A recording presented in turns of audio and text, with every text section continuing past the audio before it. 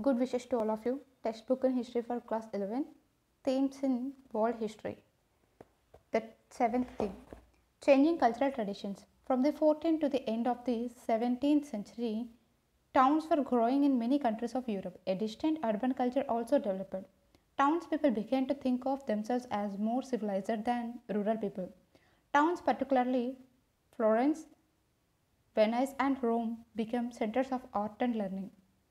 Artisan writers were patronized by the rich and the aristocratic. The invention of printing at the same time made books and prints available to many people, including those living in distant towns or countries. A sense of history also developed in Europe, and people constructed their modern world with the ancient one of the Greeks and Romans. Religion came to be seen as something which each individual should choose for himself. The church's earth centric belief was overturned by scientists who began to understand the solar system, and new geographical knowledge overturned the Europe centric view that the Mediterranean Sea was the center of the world. See theme 8. There is a vast amount of material on European history from the 14th century. Documents, printed books, paintings, sculptures, buildings, textiles, much of this has been carefully preserved in archives. Art galleries and museums in Europe and America. From the 19th century, historians used the term Renaissance, literally rebirth, to describe the cultural changes of this period. The historians who emphasized these most was a Swiss scholar, Jacob Burckhardt, 1818 to 97, of the University of Basel, Switzerland. He was a student of the German historian Leopold von Rank, 1795 to 1886. Rank had taught him that the primary concern of the historian was to write about states and politics using papers and files of government departments. Burckhardt was dissatisfied with these very limited goals that his master had set out for him. To him, politics was not the be all and end all the history writing. History was a much concerned with culture as with politics. In 1860, he wrote a book called The Civilization of the Renaissance in Italy, in which he called his readers' attention to literature, architecture, and painting to tell the story of how a new humanist culture had flowered in Italian towns from the 14th to the 17th century. This culture, he wrote, was characterized by a new belief that man, as an individual, was capable of making his own decisions and developing his skills. He was modern, in contrast to medieval man whose thinking had been controlled by the church. Take a look at map 1, the Italian states. The revival of Italian cities. After the fall of the Western Roman Empire, many of the towns that had been political and cultural centers in Italy fell into ruin. There was no unified government, and the Pope in Rome, who was sovereign in his own state, was not a strong political figure.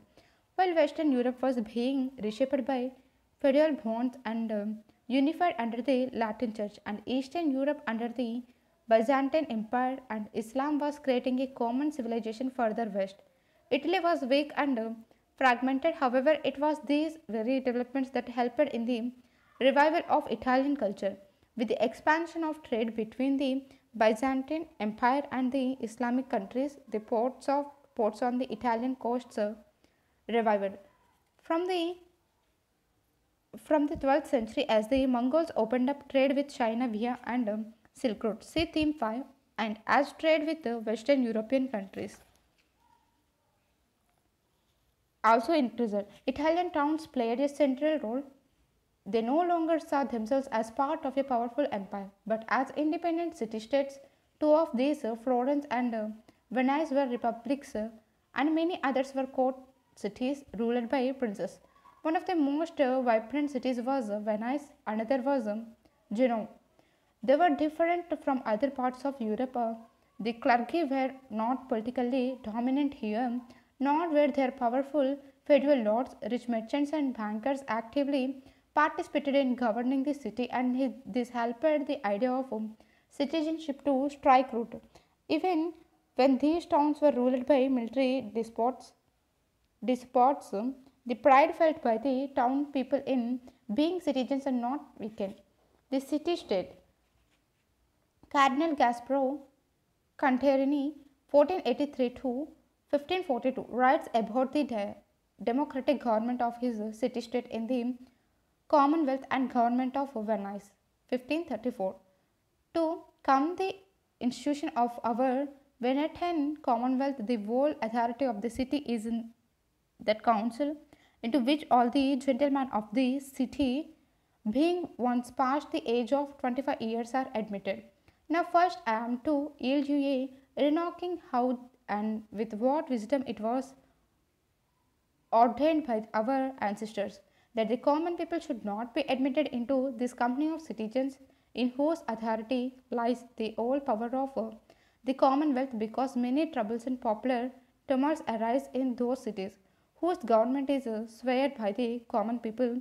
Many were of contrary opinion, deeming that it would do well if this manner of governing the commonwealth should rather be defined by ability and abundance of riches.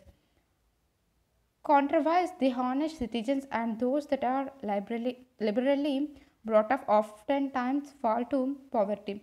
Therefore, our wise and prudent ancestors ordered that this definition of the public rule should go rather by the nobility of lineage than by the estimation of wealth. Yet with the temperature provincial that men of chief and supreme nobility should not have this rule alone, for that would rather have been the power of a few than a commonwealth, but also every other citizen whosoever, whosoever not ignobly born, so that all which were noble by birth or ennobled by virtue did obtain this right of government. Take a look at this illustration. Bellin's The recovery of the relic of the Holy Cross was painted in 1500 to recall an event of 1370 and is set in 15th century Venice. The 14th and 15th centuries, 1300, humanism taught at Padua University in Italy. 1341, Petrarch given title of poet laureate in Rome. 1349, university established in Florence. 1319, Geoffrey Chaucer's Canterbury Tales published. 1436, Brunelleschi designs the Duomo in Florence. 1453, Ottoman Turks defeat the Byzantine rule of Constantinople. 1454, Gutenberg prints the Bible with a movable type. 1484, Portuguese mathematician calculated latitude by observing the sun. 1492, Columbus reaches America. 1495, Leonardo da Vinci paints the Last Supper. 1512, Michelangelo paints the Sistine Chapel ceiling. Activity 1. Locate Venice on the map of Italy and look carefully at the painting on page 154. How would you describe the city and in what ways was it different from a cathedral town? Universities and humanism. The earliest universities in Europe had been set up in Italian towns. The universities of Padua and Bologna had been centers of legal studies from the 11th century. Commerce being the chief activity in the city, there was an increasing demand for lawyers and notaries, a combination of a solicitor and record keeper, to write and interpret rules and written agreements, without which trade on a large scale was not possible. Law was therefore a popular subject of study, but there was now a shift in emphasis. It was studied in the context of earlier Roman culture. Francisco Petrarch, 1304 to 78, represented this change. To Petrarch, antiquity was a distinctive civilization which could be best understood through the actual words of the ancient Greeks and Romans. He therefore stressed the importance of a close reading of ancient authors. This educational program implied that there was much to be learnt which religious teaching alone could not give. This was the culture which historians in the 19th century were to label humanism. By the early 15th century, the term humanist was used for masters who taught grammar, rhetoric, poetry, history, and moral philosophy. The Latin word humanitas, from which humanities was derived, had been used many centuries ago by the Roman lawyer and essayist Cicero, 106 to 43 BC, a contemporary of Julius Caesar, to mean culture. These subjects were not drawn from or connected with religion and emphasized skills developed by individuals through discussion and debate. Take a look at illustration. Florence, a sketch made in 1470. Take a look at this image. Giotto's painting of the child Jesus Assisi, Italy. Giovanni Pico della Mirandola, 1463 to 94, a humanist of Florence, wrote on the importance debate on the dignity of man, 1486.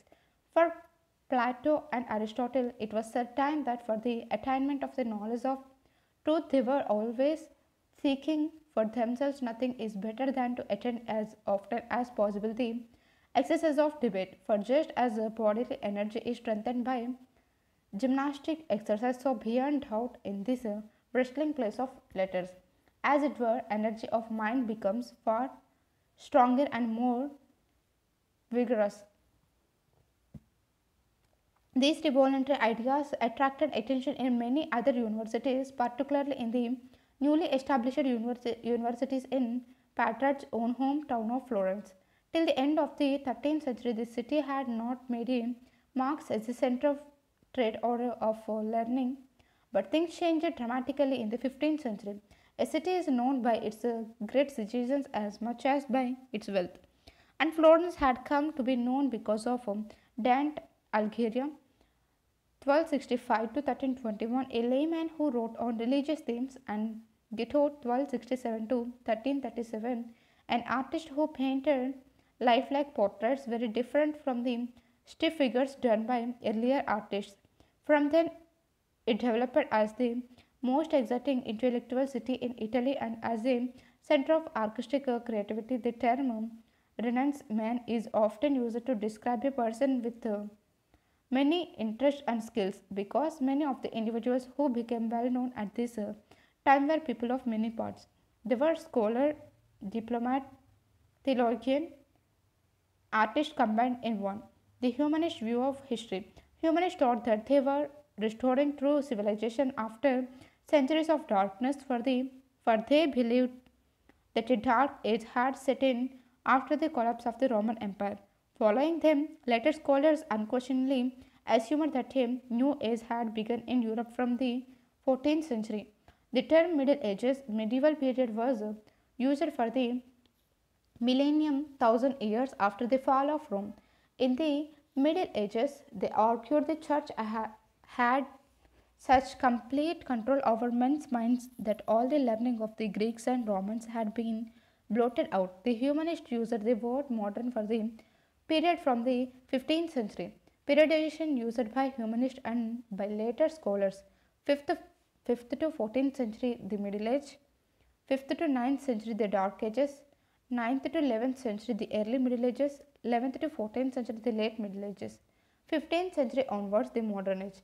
Recently, historians have questioned this division, with more research being done and more being found out about Europe in this period.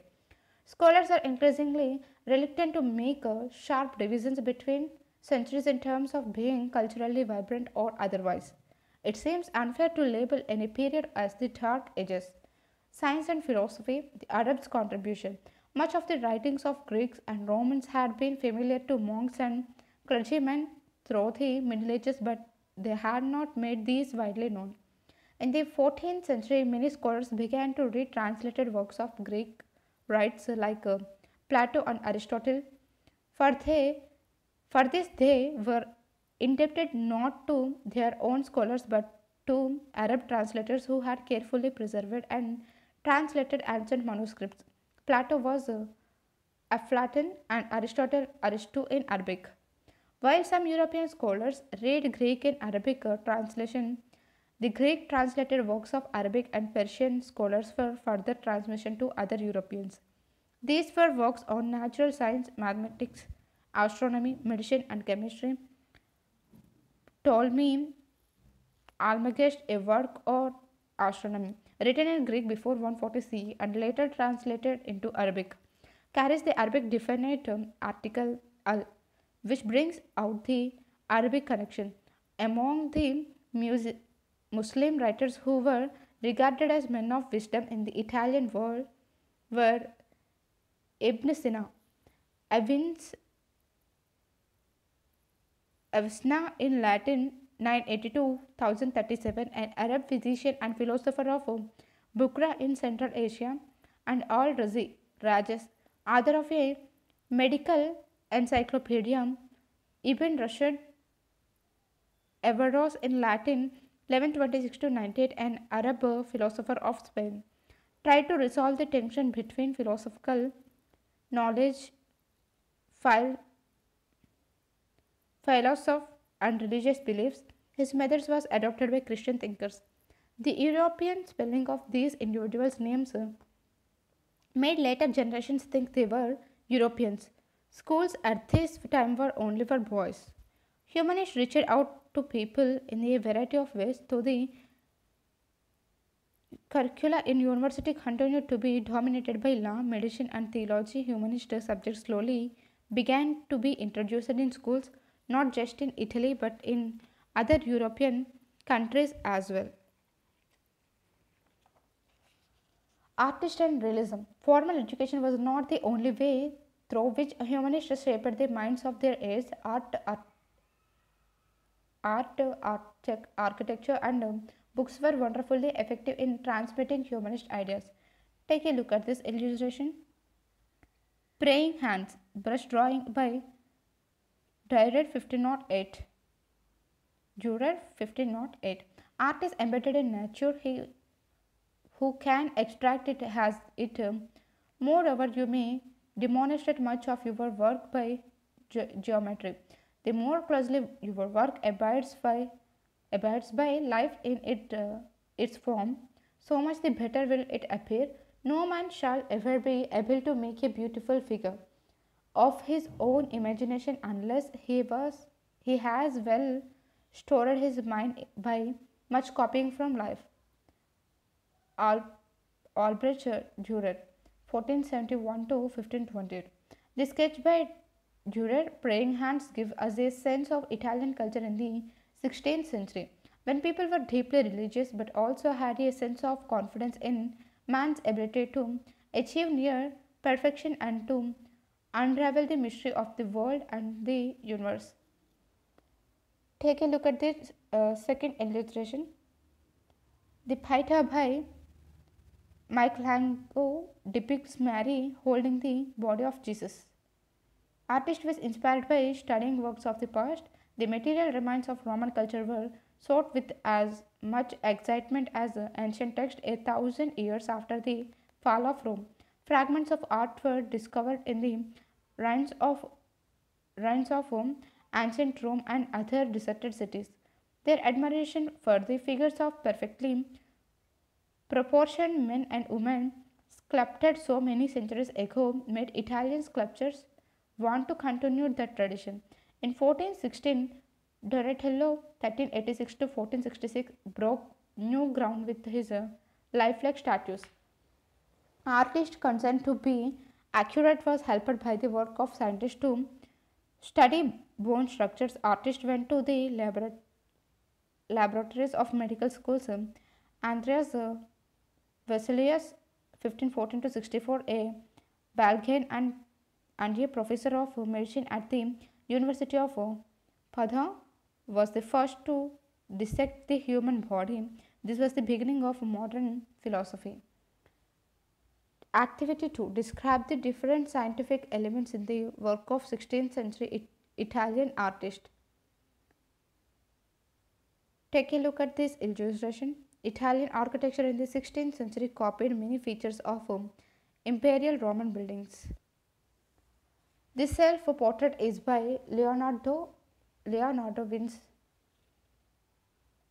1452 to 1519, who had an amazing range of interests from botany and anatomy to mathematician and art. He painted the Mona Lisa and the Last Supper. Last Supper. One of his dreams was to be able to fly. He spent years observing birds in flight and designed a flying machine. He signed his name Leonardo Vinci Disciple of Experiment. Painters did not have older works to use as a model, but they, like sculptures, painted as realistically as possible. They found that a knowledge of geometry helped them understand perspective, and that by nothing the changing quality of light, their pictures acquired a three-dimensional quality. The use of oil as a medium for painting also gave a greater richness of colors to painting than before. In the colors and designs of costumes in many paintings, there is evidence of the influence of Chinese and Persian art made available to them by the Mongols. See theme 5. This anatomy, geometry, physics, as well as a strong sense of what was beautiful, giving new quality to Italian art, which was to be called realism, and which continued till the 19th century. Architecture. The city of Rome revived in a spectacular way in the 15th century. From 1417, the popes were politically stronger because the weakness caused by the election of two rival popes since 1378 had ended. They actively encouraged the study of Rome's history. The ruins in Rome were carefully excavated by archaeologists. Archaeology was a new skill. They inspired a new style in architecture, which was actually a revival of the imperial Roman style, now called classical. Popes, wealthy merchants, and aristocrats employed architects who were familiar with the classical architecture. Artists and sculptors were also to decorate buildings with paintings, sculptures, and reliefs. Some individuals were skilled equally as painters, sculptors, and architects. The most impressive example is Michelangelo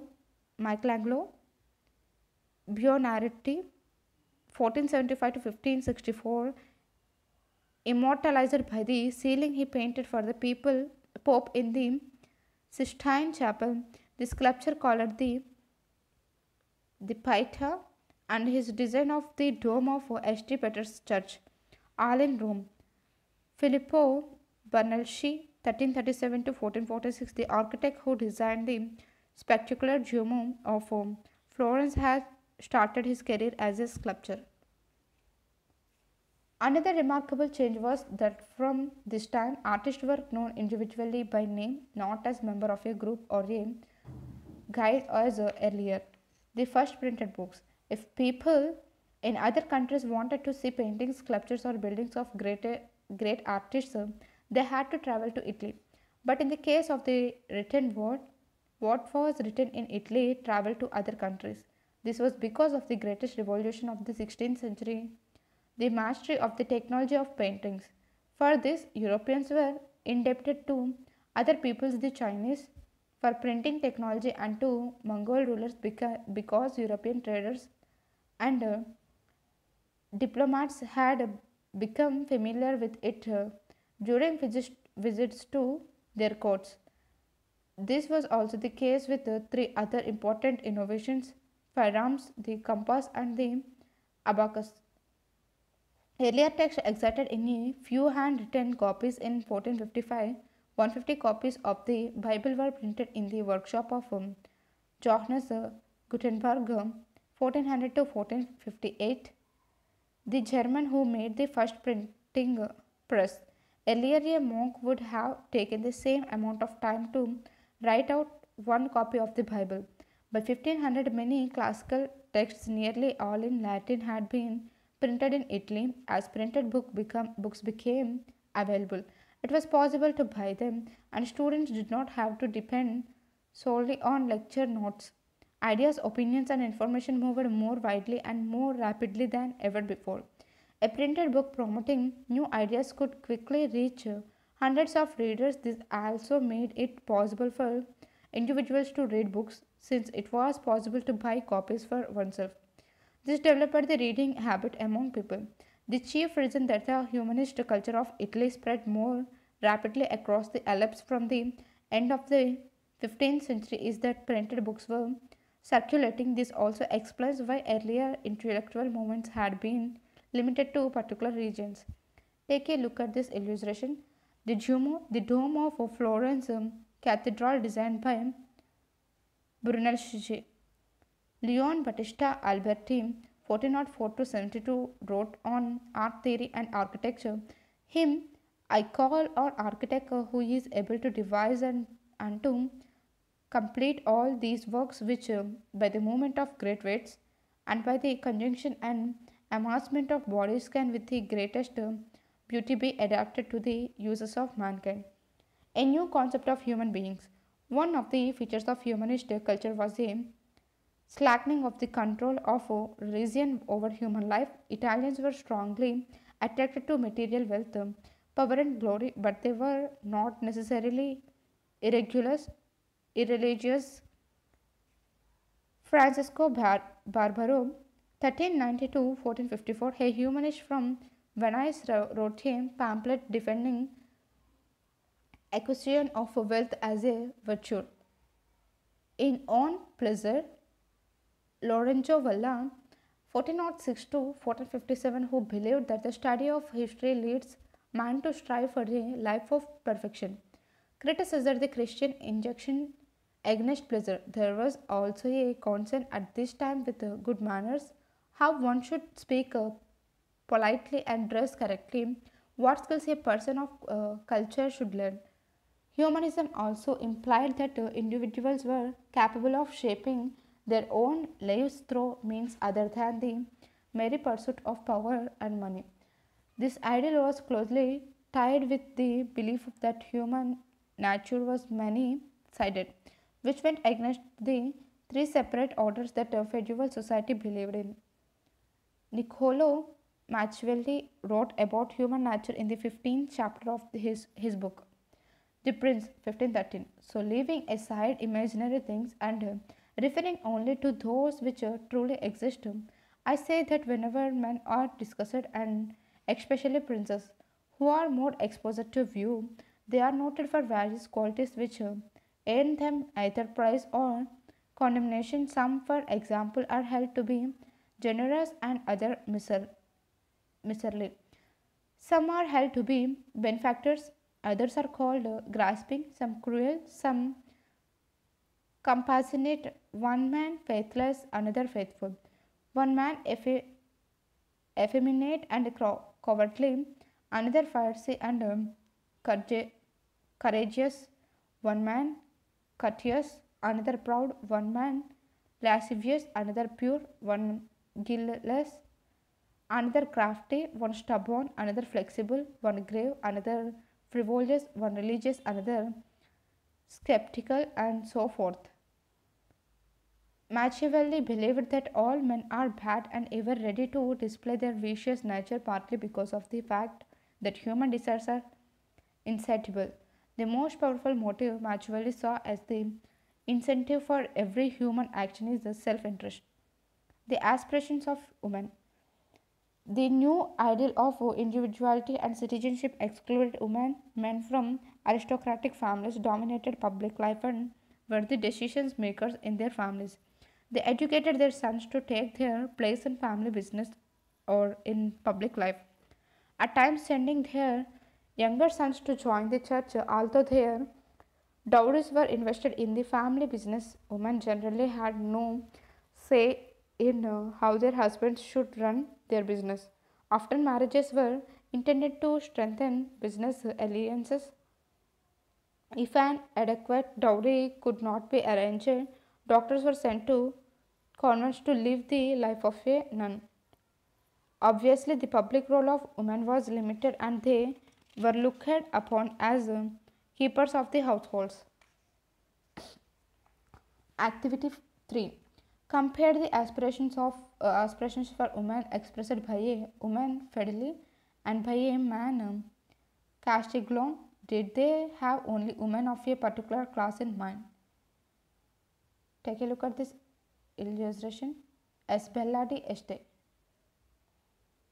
The position of women in the families of merchants, however, was somewhat different. Shopkeepers were very often assisted by their wives in running the shop. In families of merchants and bankers on work, wives looked after the business when the male members were away on work. The early death of a merchant compelled his widow to perform a large public role than was the case in aristocratic families. A few women were intellectually very creative and sensitive about the importance of a humanist education.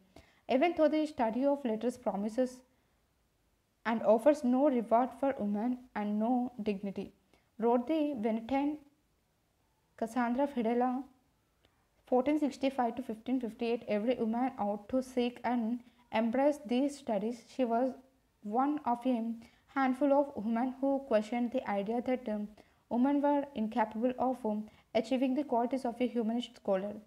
Fedele was known for her proficiency in Greek and Latin and was invited to give orations at the University of Perugia. Fedele's writings bring into focus the general regard for education in that age. She was one of many Venetian women writers who criticized the Republic for creating a highly limited definition of freedom that favored the desires of men over those of women. Another remarkable woman was the Marchesa of Mantua, Isabella d'Este. 1474 to 1539, she ruled the state while her husband was absent, and the court of Mantua, a small state, was famed for its intellectual brilliance. Women's writings revealed their conviction that they should have economic power, property, and education to achieve an identity in a world dominated by men. Balthasar Castiglione, author and diplomat, wrote in his book The Courtier 1528, I hold that a woman should in no way resemble a man as regards her ways, manners, words, gestures, and bearing. Thus, just as it is very fitting that a man should display a certain robust and steady manliness, so it is well for a woman to have a certain soft and delicate tenderness, with an air of feminine sweetness in her every movement, which in her going and staying and whatsoever she does, always makes her appear a woman without any resemblance to a man. If this precept be added to the rules that these gentlemen have taught the courtier, then I think that she ought to be able to make use of many of them and adorn herself with the finest accomplishments. For I consider that many virtues of the mind are as necessary to a woman as to a man, as it is to be of good family, to shun affection, to be naturally graceful, to be well mannered, clever and prudent, to be neither proud, envious, or evil tongued, nor vain, to perform well and gracefully the sports suitable for women. Debates within Christianity. Trade and travel, military conquest, and diplomatic contacts linked Italian towns and courts with the world beyond. The new culture was admired and imitated by the educated and the wealthy. Very few of the new ideas filtered down to the ordinary man who, after all, could not read or write. In the 15th and early 16th centuries, many scholars in universities in North Europe were attracted to humanist ideas. Like their Italian colleagues, they too focused on classical Greek and Roman texts along with the holy books of the Christians. But unlike Italy, where professional scholars dominated the humanist movement, in North Europe, humanism attracted many members of the church. They called on Christians to practice religion in the way laid down in the ancient text of their religion, discarding unnecessary rituals which they condemned as later additions to a simple religion. Was a radically new view of human beings as free and rational agents. Later philosophers were to return to this over and over again, inspired by the belief in a distant God who created man but allowed him complete freedom to live his life freely. In pursuit of happiness here and now, Christian humanists like Thomas More, 1478 to 1535 in England, and Erasmus, 1466 to 1536 in Holland, felt that the church had become an institution marked by greed, extorting money at will from ordinary people. One of the favorite methods of the clergy was to sell indulgences, documents which apparently freed the buyer from the burden of the sins he had committed. Christians came to realize from printed translations of the Bible in local languages that their religion did not permit such practices. In almost every part of Europe, peasants began to rebel against the taxes imposed by the church. While the common folk resented the extortions of churchmen, princes found their interference in the work of the state irritating. They were pleased when the humanists pointed out that the clergy's claim to judicial and fiscal powers originated from a document called the Donation of Constantine, supposed to have been issued by Constantine, the first Christian Roman emperor. Humanist scholars were able to point out that this was not genuine and had been forgot later. In 1517, a young German monk called Martin Luther, 1483 to 1546, launched a campaign against the Catholic Church and argued that a person did not need a priest to establish contact with God. He asked his followers to have complete faith in God, for faith alone could guide them to the right life and entry into heaven. This movement, called the Protestant Reformation, led to the churches in Germany and Switzerland breaking their connection with the Pope and the Catholic Church. In Switzerland, Luther's ideas were popularized by Ulrich Zwingli, 1484 to 1531, and later by Jean Calvin, 1509 to 64, backed by merchants. The reformers had greater popular appeal in towns, while in rural areas the Catholic Church managed to retain its influence. Other German reformers like the Anabaptists were even more radical. They blended the idea of salvation with the end of all forms of social oppressions. They said that since God has created all people as equal, they were not expected to pay taxes and had the right to choose their priests. This appealed to peasants oppressed by feudalism. The New Testament is the section of the Bible dealing with the life and teaching of Christ and his early followers. William Tyndale, 1494 to 1536, an English Lutheran who translated the Bible into English in 1506, defended Protestantism. Thus, in this, they be all agreed to drive you from the knowledge of the Scripture, and that ye shall not have the text therefore thereof in the mother tongue, and to keep the world still in darkness, to the intent they might sit in the consensus of the people through wine, superstitions, and false doctrine, to satisfy their proud ambition and instable covetousness, and to exalt their own honor above king and emperor, yeah, and above God himself. Which thing only moved me to translate the New Testament, because I had perceived by experience how that it was impossible to establish the lay people in any truth, except the scripture were plainly laid before their eyes in their mother tongue, that they might see the process, order, and meaning of the text. Luther did not support radicalism. He called upon German rulers to suppress the peasants' rebellion, which they did in 1525, but radicalism survived and merged with the resistance of Protestants in France who, persecuted by the Catholic rulers, started claiming the right of a people to remove an oppressive ruler and to choose someone of their own liking. Eventually, in France, as in many other parts of Europe, the Catholic Church allowed Protestants to worship as they chose.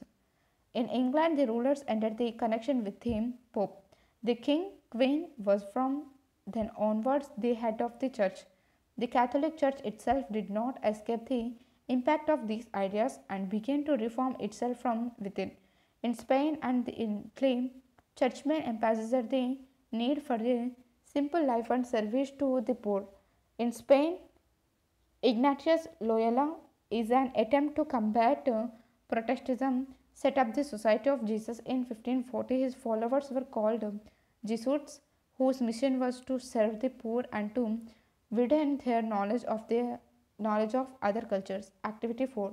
What were the issues on which the Protestants criticized the Catholic Church? The 16th and 17th century. 1516, Thomas More's Utopia publisher. 1517, Martin Luther writes the 95 Theses. 1522, Luther translates the Bible into German. 1525, peasant uprising in Germany. 1543, Andreas Vesalius writes on anatomy.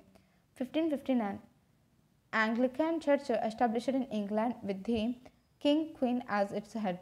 1569, Gerhardus Mercator prepares a cylindrical map of the earth. 1582, Gregorian calendar introduced by Pope George XIII. 1628, William Harvey links the heart with blood circulation. 1673, Academy of Sciences set up in Paris. 1687, Isaac Newton's Principia mathematical publisher. Take a look at this illustration, self-plotted by Copernicus. Celestial means divine or heavenly, while terrestrial implies have a worldly quality. The Copernican revolution, the Christian notion of man as a sinner was questioned from an entirely different angle by scientists. The turning point in European science came with the work of Copernicus 1473 to 1543. A contemporary of Martin Luther, Christians had believed that the earth was a sinful place and the heavy burden of sin made it immobile. The earth stood at the center of the universe around which moved the celestial planets.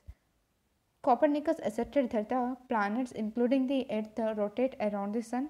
A devout Christian, Copernicus was afraid of the possible reaction to his theory by traditionalist clergymen. For this reason, he did not want his manuscript. He De Revolutionibus, the rotation, to be printed on his deathbed. He gave it to his follower Joachim Rathicus. It took time for people to accept this idea. It was much later, more than half a century later, in fact, that the difference between heaven and earth was bridged through the writings of astronomers like Johannes Kepler 1571 to 1630 and Galileo Galilei 1564 to 1642. The theory of the earth as part of a sun-centered system was made popular by Kepler's cosmographical mystery, which demonstrated that the planets move around the sun not in circles but in ellipses. Galileo confirmed the notion of the dynamic world in his work The Motion. This revolution in science reached its climax with Isaac Newton's theory of gravitation. Reading the universe.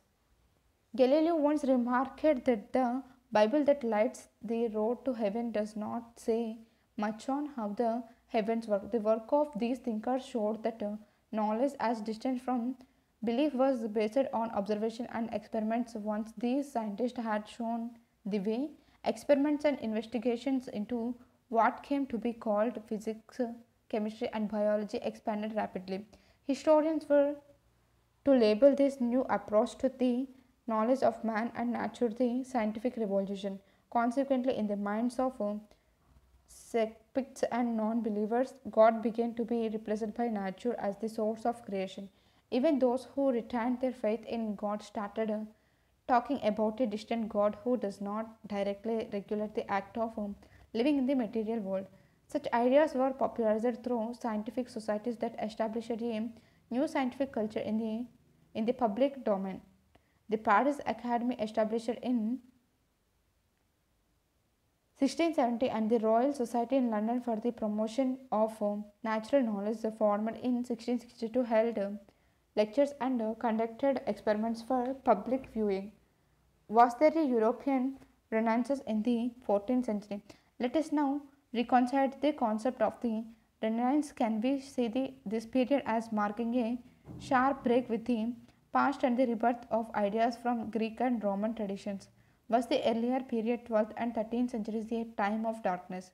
Recent writers like Peter Burke of England have suggested that Burckhardt was exaggerating the ex- exaggerating the sharp difference between this period and the one that preceded it by using the term Renaissance, which implies that the Greek and Roman civilizations were reborn at this time, and that scholars and artists of this period substitute the pre-Christian worldview for the Christian one. Both arguments were exaggerated. Scholars in earlier centuries had been familiar with Greek and Roman cultures, and religion continued to be a very important part of people's lives. To contrast the Renaissance as a period of dynamism and artistic creativity, and the Middle Ages as a period of gloom and lack of development, is an oversimplification. Many elements associated with the Renaissance in Italy can be tracked back to the 12th and 13th centuries. It has been suggested by some historians that in the 9th century in France there had been similar literary and artistic blossoming. The cultural changes in Europe at this time were not shaped only by the classical civilization of Roman Greece. The archaeological and literary recovery of Roman culture did create a great admiration of that civilization, but technologies and skills in Asia had moved far ahead of what the Greeks and Romans had known. Much more of the world had become connected, and the new techniques of navigation system 8 enabled people to sail much further than had been possible earlier. The expansion of Islam and the Mongol conquest had linked Asia and North Africa with Europe, not politically but in terms of trade and of learning skills. The Europeans learned not just from the Greeks and Romans but from India, from Arabia, from Iraq, Iran, from Central Asia and China. These debts were not acknowledged for a long time, because when the history of this period started to be written, historians saw it from the Europe-centered viewpoint. An important change that did happen in this period was that gradually the private and the public spheres of life began to become separate. The public sphere meant the area of government and of formal religion. The private sphere included the family and personal religion. The individual had a private as well as a public role. He was not simply a member of one of the three orders. He was also a person in his own right. An artist was not just a member of a guild, he was known for himself. In the 18th century, the scene of the individual would be expressed in a political form, in the belief that all individuals had equal political rights. Another development was that the different regions of Europe started to have their separate sense of identity based on language. Europe, earlier united partly by the Roman Empire and later by Latin and Christianity, was now dissolving into states each united by a common language. Exercises. Answer in brief. Question number 1. Which elements of Greek and Roman culture were revived in the 14th and 15th centuries? Question number 2. Compare details of Italian architecture of this period with Islamic architecture. Question number 3. Why were Italian towns the first to experience the ideas of humanism? Question number 4. Compare the Venetian idea of good government with those in contemporary France. Answer in a short essay. Question number 5. What were the features of humanist thought? Question number 6. Write a careful account of how the world appeared different to 17th century Europeans. Thank you.